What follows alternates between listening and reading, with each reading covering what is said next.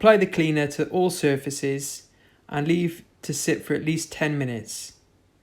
After the 10 minutes is up, rinse well with water and then thoroughly dry with towels and paper towels, and then finally with a hot air gun or hairdryer. So first up, what we're going to do, these areas could be marble, they could be wood, and we're just going to make sure everything that we don't want to touch is masked off. All the materials and the product that you'll need in order to complete the job is available on our website, www.thesurfacesaver.co.uk. There's also a link in the comments section that will take you directly to the web page that you need. So that's the worktop masked off above the sink, so you don't have to remove the worktop in order to resurface your sink and get it looking great again. Once you've done that, it's a case of masking off all the areas around the sink to the sides and feeding masking tape under the sink at the front so that the material doesn't come into contact with the cupboards below. Once you've done this, measure up a piece of masking paper to cover up the front and apply masking tape along the front of the paper, along the edge, and then feed it under the sink. The material is going to be applied here and it'll run down and catch on the bottom. So if you've got flooring underneath that you want to protect, take at least a couple of layers and push it right back there. So we're going to tape up this drain. With strips of masking tape, cover the drain hole to stop the material from flowing down the drain. Masking one way and then masking in the opposite direction. Once the masking tape is pressed in, use a sharp blade to trim off the excess. Once the excess is trimmed off, remove the material, and then the sink is now ready for resurfacing.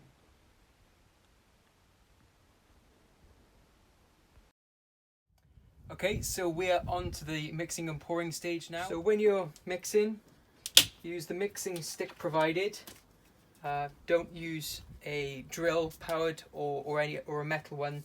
The wooden ones are ideal because with the metal ones, especially if you're using a drill, it can take flakes of plastic off the side and get them into the material itself, which you definitely don't want to do. So we'll put the hardener in. So use all of the hardener. So this is about enough to do an entire Belfast sink. So there's no need to worry about quantities or anything. You just put the whole of the hardener in and mix this for no less than 10 minutes. If it's a cold day, you'll want to think about maybe putting an air dryer or a heat gun on the side here just to warm it through to get it quite warm. You want it sort of not warm and not cold, really, sort of lukewarm. Over the manufacturers reckon over 20 degrees C is the ideal temperature to be resurfacing with. Alright, so we'll check back with this in 10 minutes and we'll have the mixing done, ready for the pouring stage, which is the application of the material. Okay, so this is now the pouring part. So this is the application of the material. What we'll do is you get this cup, pour it into the cup.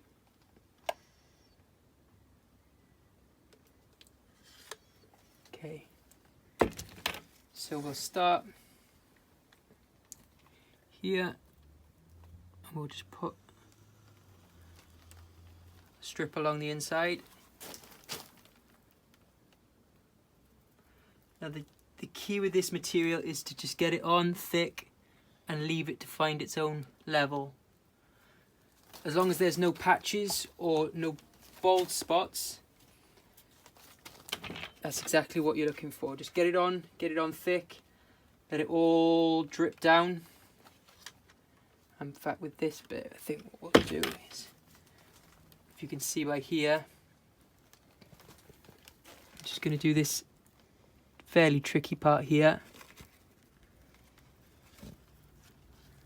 One around the back. Okay. And now leave that. It's all covered here. You don't need to touch this again. That's it. That's that bit done.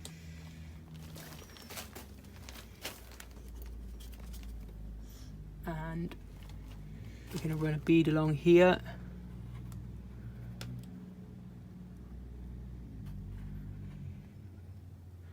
And along here. And along the front of this.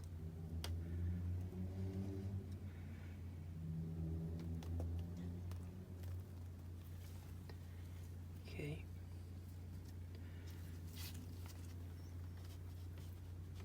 It's quite tricky to get into the in and under this area here because it's the top of the worktops sort of hanging over a bit. So what we'll do is we'll just put the material in the base.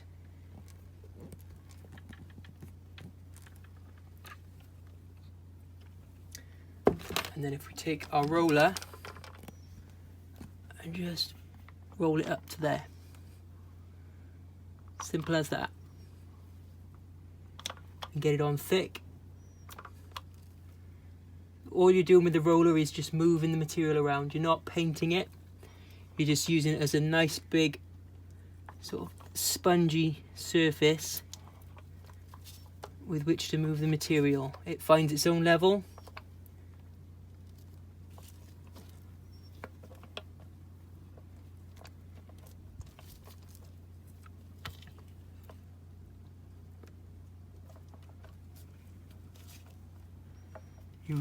It's such a forgiving material to work with.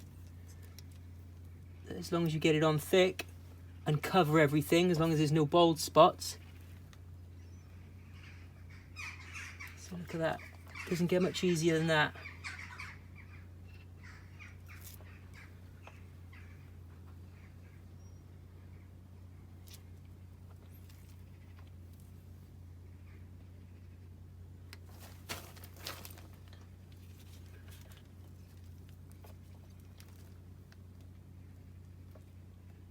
And this is going to save an absolute fortune when it comes to replacing sinks. You don't have to move your worktop if your sink is looking damaged or tired or dirty. All you need to do is follow these instructions and you can get a great looking sink without having to move your worktops. Or if you're similar to us with we're very environmentally conscious here at the Surface Saver, and you can rescue and upcycle Belfast sinks. We find lots of them. We find them all over the place on the internet, and we take them and we upcycle them from planters that have been in the garden for years and turn them back into beautiful sinks again. So at this stage now, what we're going to do is do the front. So another cup full at the front should do us.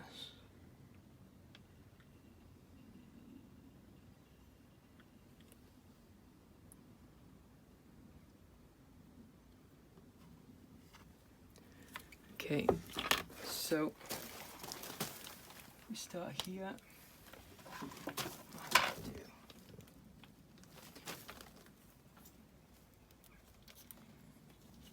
Getting a nice load on the roller and just starting to get in those awkward bits.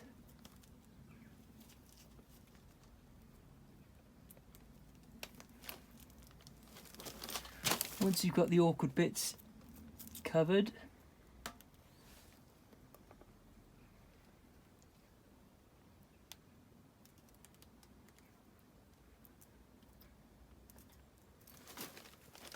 and along this side, get all the awkward bits.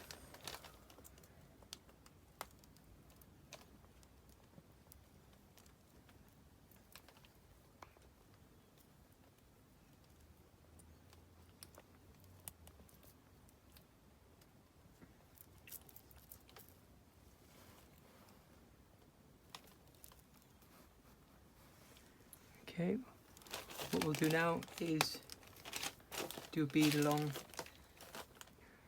here.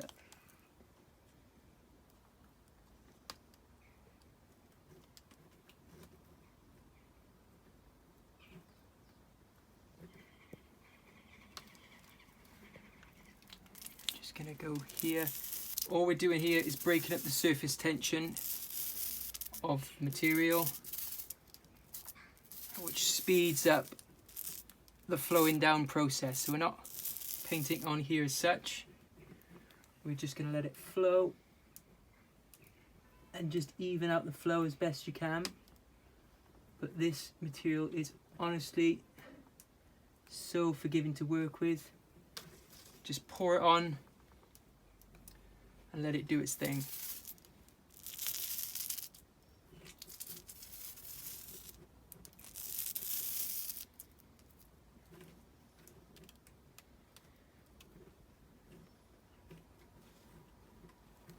So the only thing you need to watch out for is any bubbles or any bits that you've missed. That is the pouring done. We'll come back to this area in, I don't know, 10-15 minutes, and you'll see that that will just look beautiful. Absolutely, it'll look like it's just come out of the factory.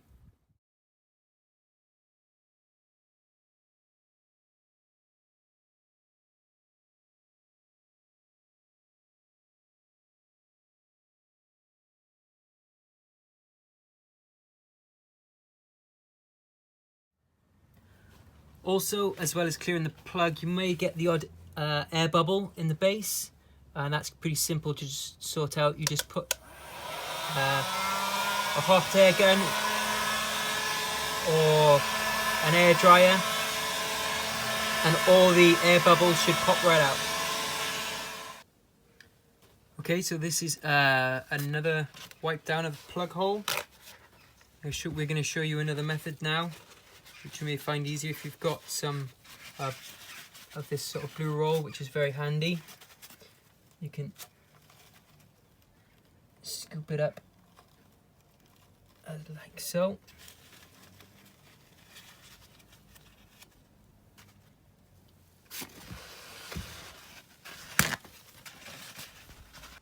So keep clearing the plug over the next few hours until the material stops flowing into the plug. We've left it about, I don't know, 20 minutes or so. We're just going to very carefully take off the top of the masking tape.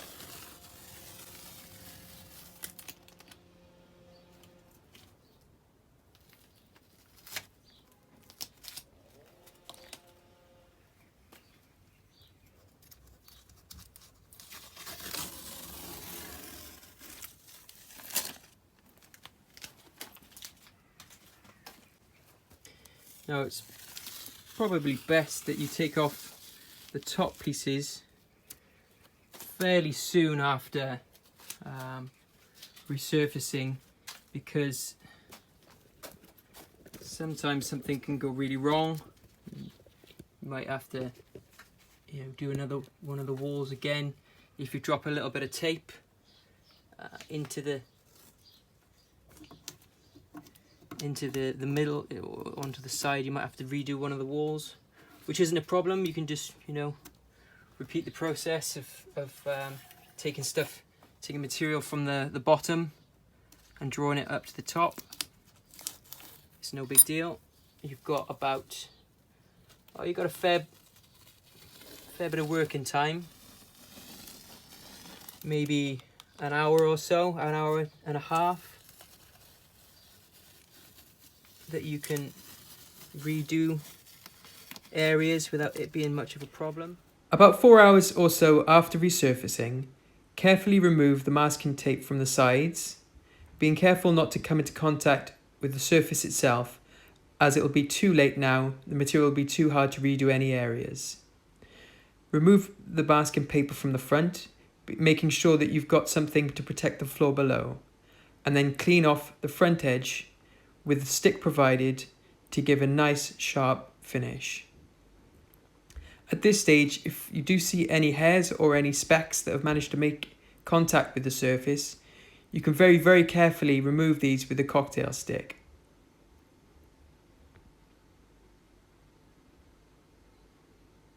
So we've been wiping it a few times, and now the last stage is just to clear the tape away. So only remove the masking tape that's covering the drain hole at least 30 minutes after the material has stopped moving, maybe even longer on a warmer day.